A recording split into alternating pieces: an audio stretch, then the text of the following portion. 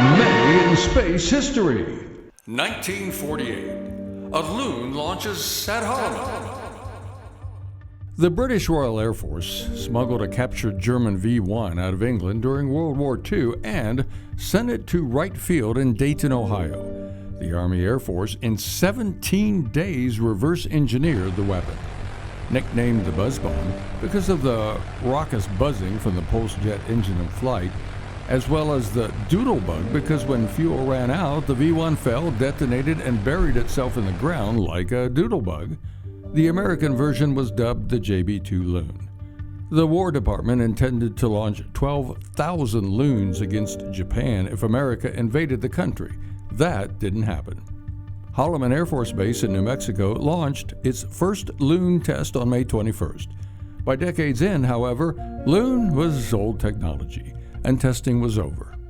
1952. Primates and rodents lift off from Holloman. 2 capuchin monkeys and 2 mice were aboard an Aerobee that reached 36 miles in altitude on May 21st. Such animals were involved to see, in part, how something that had lived life in gravity adapted to sudden weightlessness.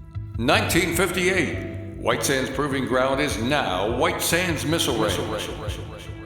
Officially, White Sands Proving Ground opened on July 9, 1945.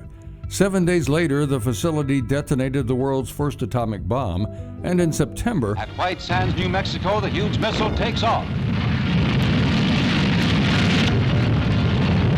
German engineers arrived to assist the Army in building the new technology of rockets. On May 1, 1958, the Proving Ground became Missile Range. The list of missiles and other technology tested there since then is a long list and continues into the 21st century. That's May in Space History. Be sure to follow and like us on Facebook and YouTube, and check us out on nmspacemuseum.org.